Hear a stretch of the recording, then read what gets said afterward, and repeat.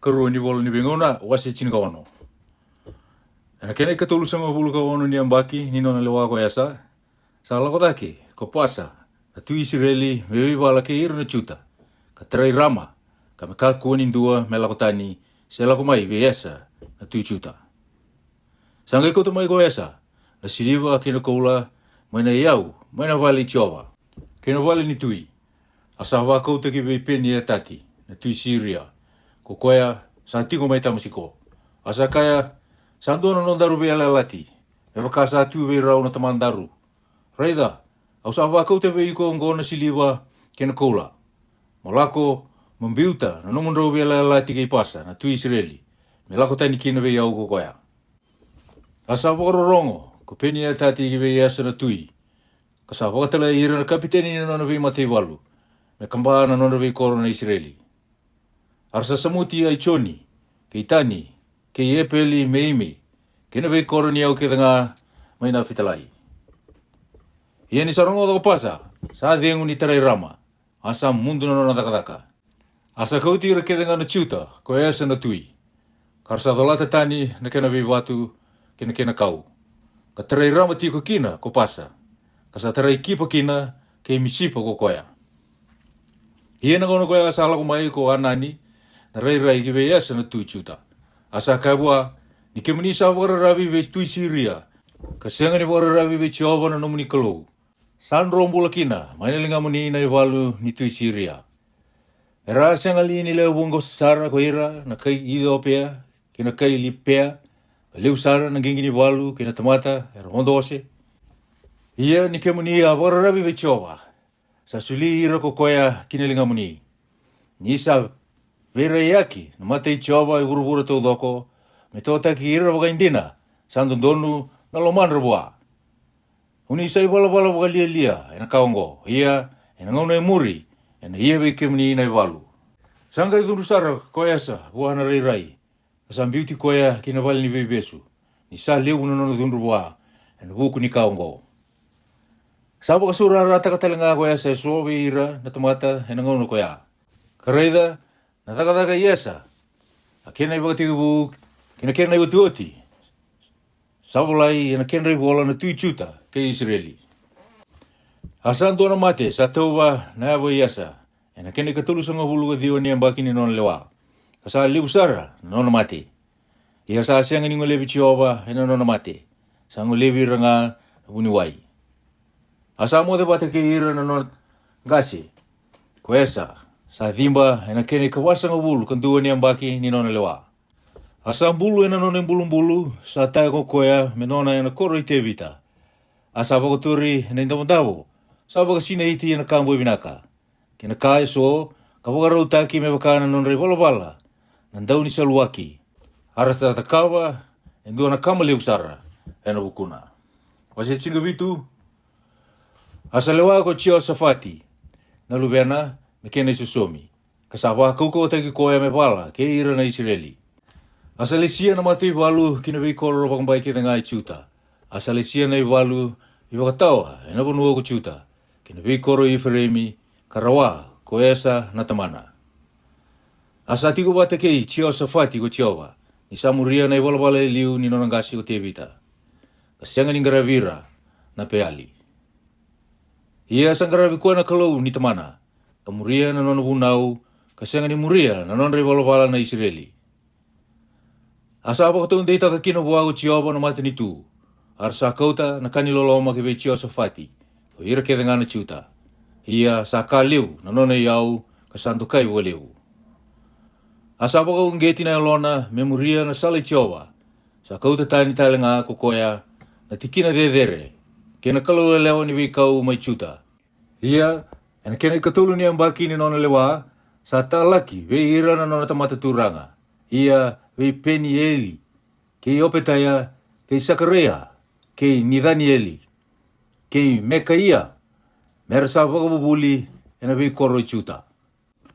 Kasalago bate ke ira, e sona liwai, kasema ia, kei Nidana ia, kei Sepata ia, kei Asaeli, kei Simiramodi, kei Tionadani, kei Atonaia, kei Topa ia, kei Topi Atonaia, o ko ira tau na liwai.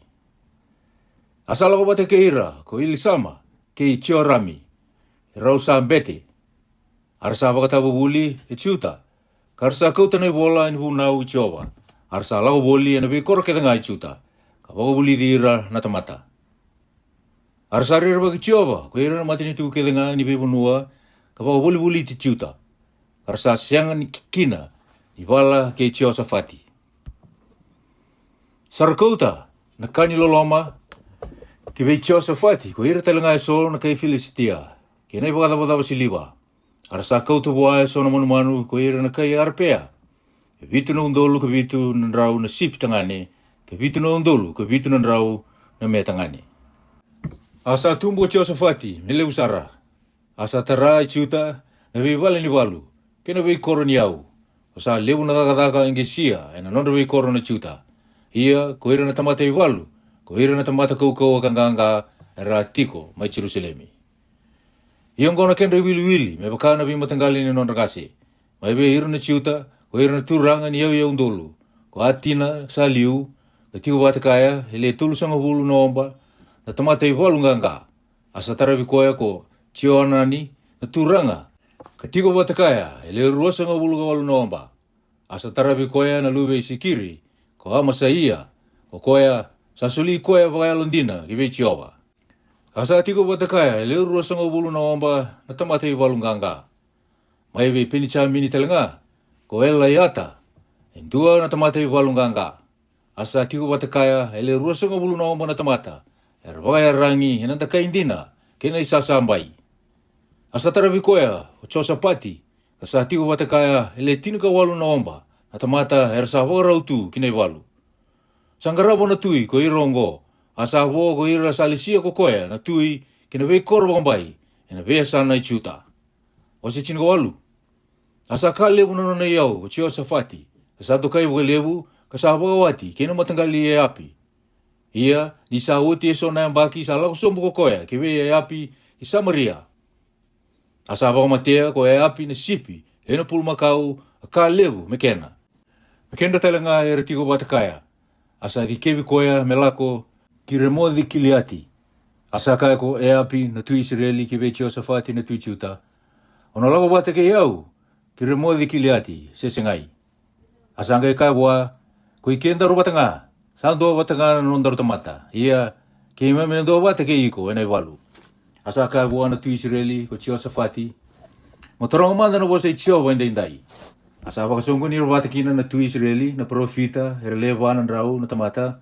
Asa kaya ira me ke mamilako ki remodhi kiliati me ia na iwalu se me ukakua. Asa kaya nilako nga kana sulia na kalou ke be koya na tui.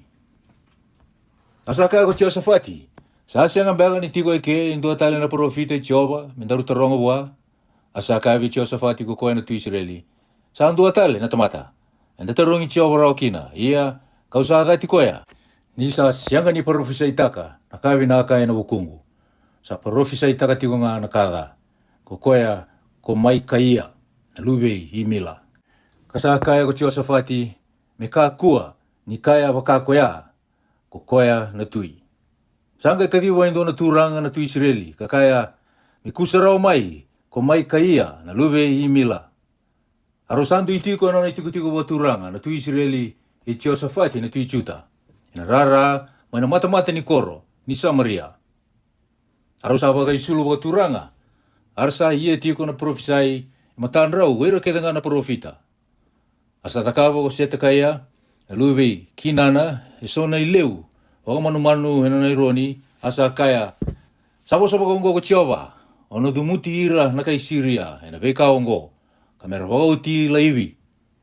Karasa profisai waka kina wera ketanga na profita kakaya molako dake ki remodhi kiliati. Kamu ngumutua. Kana sulia ko Jehova kinalingana na tui. Asa kaya be mai kaia na tamata ka lagi kadiwa. Raida. Sa tau bata na nonrobosa na profita. Kanira tukuna nga nakabinaka buwa na tui. Ia me tau bata manda na numu bosa kina nonrobosa indua be ira. Kamu tabuta na kabinaka. Asa kaya ko mai kaia. E waka sambul ko Jehova. Nakasa kaya be iau ko Jehova. Unggoringa kau na bosa taka. Ia ni sala ko mai ko koe buana tui, sa kabe koe na tui. I mai ka ia, me keima me lako kiremo di kili ati me bala, se meu kakua. Asa kai ko koea, ni lako take. Amuni ngumu tua, ia era na soli, kina linga muni. Asa kai buana tui, meu bambula tagi ko baka vida, mata buta be iau, e na ada i tioba, na kandina. Asa kai ko koea, awarai dira ke na Israeli, aran tui se, ena be ulu ni bonua, me baka na sipi, sa senga na non rebatawa. Kasa kai ko tioba, sa senga na non returanga ko irongo, aran tui lesu ena baka dengu, kina nona vale. Asa kai be Jehoshafati na tu Israeli, awas senga lini kai be iko, ni na senga ni profesa itaka ko koea na kabinaka, ena hukungu, na kadanga. Sa kai talo ko koea ngo muni rongo kina na wose choba. Awarai di choba, isa tiko ena na tiko bo turanga. Harasa tiko bo leko bua, na imatau, ena imawi ko ira kedenga na lewe lo malangi. Asa kai ko choba, odei ena tema ke api, na tu Israeli, lako daga membale mai remodi kiliati. Asa wosa indua kabaka, asa wosa indua tani kabaka. Asa alako mai indua na yalo, alaki tu ena mati choba, kakaya, oye unga, kauna temaki koea, kasa kaya buako choba, ena daba, asa kaya koea, kauna lago yani, iya, kauna yalo lasu, ena ngusundra kedenga na profita. Asa kaya koea, ona temaki koea, kakona rawai koea talenga, mulago yani, kakita kabaka kina, iya, ongo, Raida, sa wakaduruma ko choba, na yalo lasu ena ngusundra na nomuni profita ongo. Asa bosa taka na kada ko choba, mea dobi kemuni. Asa toro mai ko sa kaya, na luwe kinana, kasambidi mai kaya, embaluna, kasakaya, asa dava ka alawa tani kina be yau na yalo choba, me bosa be iko. Sakaya ko mai kaya, raida, kono kunie ne singa ko ya, kono turu kina lomani longi, huni tagi iko. Asa kaya na tu Israeli, dau kau ti mai kaya tale, kibe ye moni, na tu ranga ni koro, ke chowa sinulubini tui. Kakaya, sa bosa bongo na tui, rombe uta na tamata laongo, kina vale ni bebesu.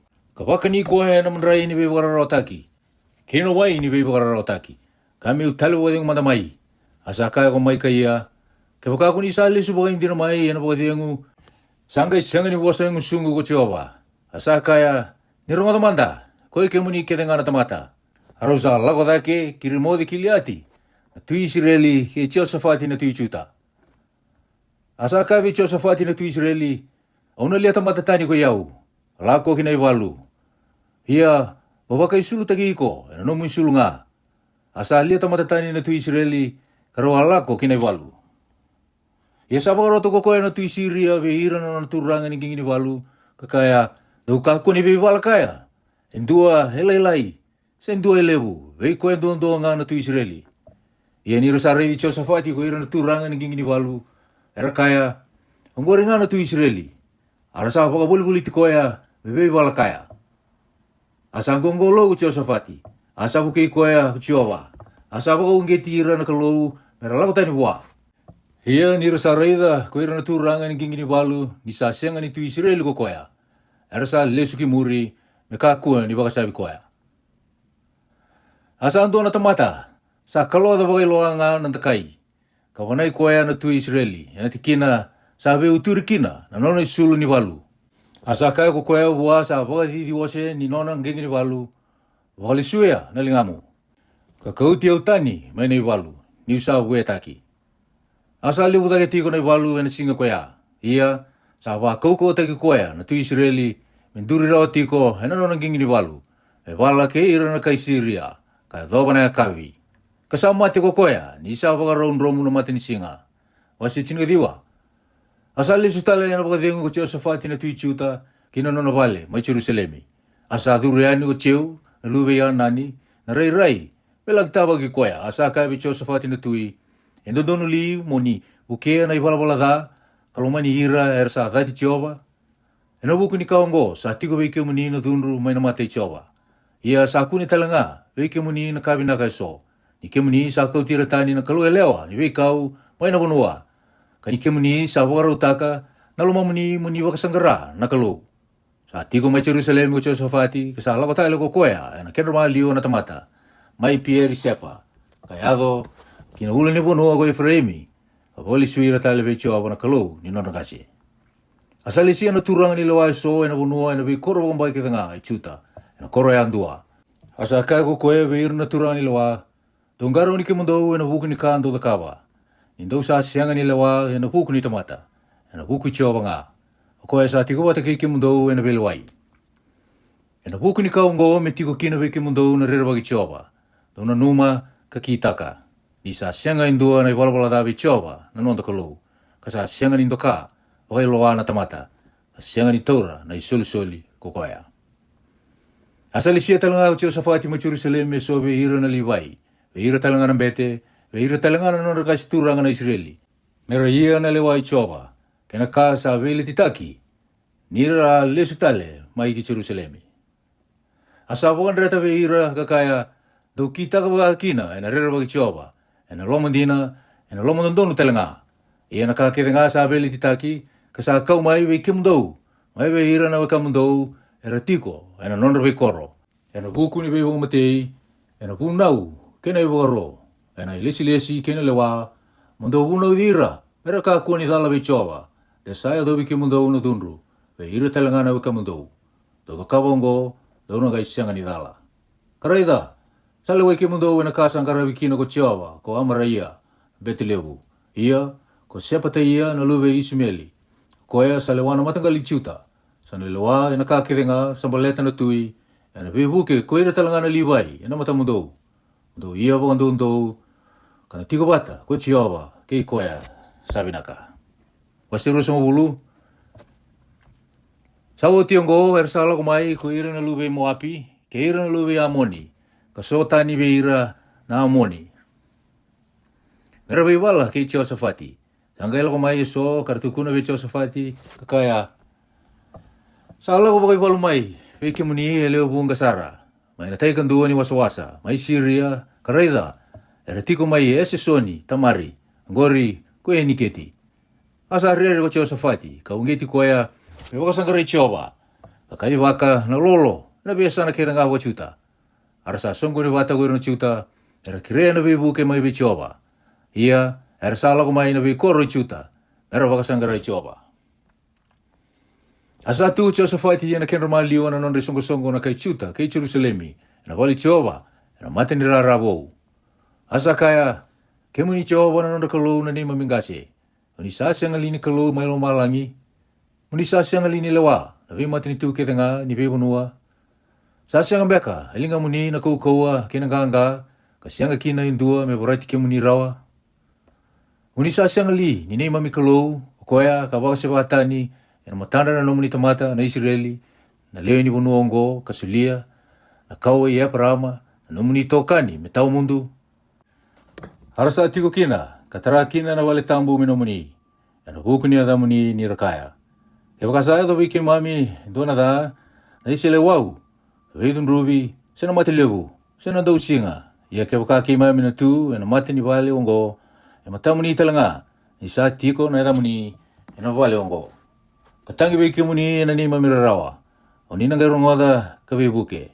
Ia ongo, ni reida, ko ira na luve ya moni, ke Moapi, ke na ulu ni bonua ko sia, ko ira, kuni sianga ni laivi ira, na Israeli, be wala ke ira, ni ira sa lako take mai na bonua ko Ijipita. Harang oleh tani nga, mai be ira, kasianga ni wakata nira. Reida, ersa sau mabe ki mami, nira lako mai, me beauty ki mami tani mai na nomuni bota-bota, unisa sulia me ki mami tau kena. Kemunina ni mami kalau, ona sianga lini lewa ira, nisa sianga be ki mami na koukoua, me ki mami be bala rawa, ke ira na leo bungongo, sa lako mai me bala ki mami ia, ki mami sa sianga ni kila, na kami ki mami kitaka, ia, sa raiwe ke muni na mate ke mami. Asa tu na mate chowa, ko ira ke ngana chuta, ke ira bata, na non lalai, na o tinra, ke na lubendra. Sanga idun rumai, na lui chowa, ve che sieli, na luwe Sakaria, na luwe Pinaia, na luwe Chieli, na luwe Matanaia, indo ve ira na Livai ve ira, na luwe Yasafa, isa tu, na kendro maliwa na songo. Asa ka ko koya, ni rongoda, ko ikemuni ke ngana chuta, ke ikemuni na kai Jerusalemi, ke ikemuni Jehoshaphat na tui. Sa posa bagongo wiki muni ko Jehova. Ni kako ni rere se tangaya ena bukundra na leo bungongo. Ni sa sianga ni no muni na iwalu. Sa nona nga na kalau. Ni lako sombu na mataka. E wala ke ira. Reida. Sa lako tek mai ena idambe hisisi. Ia ke muni na kune ira. Ena bote ni mboda. Endonu ya na wikau ni chirueli. Ni ko ni wala ongo. Doutu ba, doutu, ka reida. Na nona bagongo ke muni ko Jehova. Ko ke muni na chuta ke ira mai Jerusalemi. Ni kako ni rere se tangaya. Lako ya ni mewi wala ke ira ena mataka. Ia e nomuni to ko Jehova. Asa wakatu wana ulu no Jehoshaphat wakatu mbuidu. Asa adu sombo ko ira ke tengana chuta ke ira na kai Jerusalemi ena mate Jehova. Arsa lotu ke be Jehova. Arsa tu da ke ko ira na libai. So mai be ira na lube kwada. Ka mai be ira na lube kora. Pero po binibinaka ke be Jehova na nakalo na Israeli ena domale busara. Arsa so na mataka. Lago yani hinabe kau mai tikoa. Ia ni rasa lago yani sa tu ko Jehoshaphat ka kaya. Ni ronga di au. Ko ikemuni na chuta ke ikemuni na kai Jerusalemi. Ni bang bauti Jehova na nomuni kalau. Kemuni na wakatong de takikina. Wakan dina tira na nona profita. Kemuni na takataka ya takina. Ini sambo sa wati ko koya. Ke ira na tamata sa lisia so mesere be Jehova. Kamera po binibinaka ina uku ni alo sawa. Ni rasa lago yani ina matandra na iwalu. Kamera kaya po binibinaka be Jehova. Isa sianga ni mundu na nona loloma. Ya ni rasa ngai langata na sere kina po binibinaka sa lisia ko Jehova na bikalawa. Ya biti ira na lube ya moni. Ke ira na moapi. Ke na ulu ni wonua ko sia. Ersa lago mai me beiwala ke ira na ciuta arsa moku. Ni rasa tu daga ko ira na lube ya moni. Ke ira na moapi. Me mukuti ira na kai ulu ni wonua ko sia. Me pamatea ko boru sasara. Ia ni rasa wauti ira na kai ulu ni wonua ko sia. Ersa be buki ke tanga. Me ia na be pamatei ko katakira. Ia ni saya to ko ira na ciuta, kina vale ni wakatawa, ena wikau, era rei waka, ki be ira na leubunga, ka reida, era sayang o matenga, sambal kina soso, ka siangan in rombula indua. Ia ni sala umay ko Jehoshaphat ke ira na nona tamata, me kau tatani be ira na itoki ni walu, era sa kunia na iau, indua na ka liebu na yango ni mate. Kina be batu talei, o koya, era sa lubata menonra, arsa sianga kina ni kau tatani rawa. Arasa mbongi tolu, ni rasa kumuna wate tiko na itoki ni walu, na buku ni kena lebu. Ia na kene kawani singa, arasa songo ni wata na mbuda ko piraka, arasa wakaroroko mai keri, we Jehova. Asa wakatoka ikina na yada ni asano kaya, na mbuda ko pikara. Na wakaroroko kaya dhoba, na singa indai. Arasa angai lesu na tamata kevenga ni ciuta kay Jerusalemi, kasali utaki ira ko Jehoshaphat. Lako tale ki Jerusalemi ena marau ni sabo maru te ki ro Jehova ena bukundra na non remeda. Arsa lako ki Jerusalemi kina vali Jehova.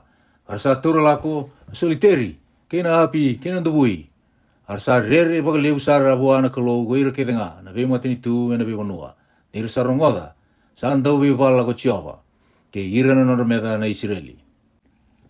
Asa so tu na matini tu Jehoshaphat. Isa pa kasau tuta ki koe na nona kalau ena besana.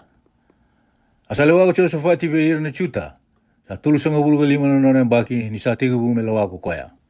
Asalewa ti ko me Jerusalemi kaya bagi ro sanga bulu lima. Ia na ada tinana ko asupa na lube sili. Asa muria ko koe na ibola-bola iasa na tamana. Kasianga nila ko tani mai kina. Sa kita ka nga na kain donu ena mati Jehova. Ia sa sianga ni kautani. Dawiti kina dedere. Kanira sa sianga ni pangolea na lomandra ko ira na tamata buana kalau ni norangasi. Ia akena buani takataka i Jehoshaphat. Akena wakati ubu ena kena yoti. Raida sabolai ena ibola i ciu lube ya nani. Kokoya sa dabuti ena kena ibola na tu Israeli. Ia muri sama ibe tokani ko Jehoshaphat na tu ciuta ke esa ia na tu Israeli. Kokoya sa ia na ibola balada. Asabi toka ni kaya, meta wanga me lago kita sisi. Ia, erosata na wanga, mai yesi yoni ke peri. Sangay profisa ita ki Jehoshaphat, ko Eliasa na lube ito tawa. Mai maresa, asa kaya, Iko sa lagi pito kani, ke ia sa ia, sa vorolaka na nomu taka ko Jehova. Hasa vorolaki na biwanga, ka sa sianga kina ni lakurawa, kita sisi. Hemeni.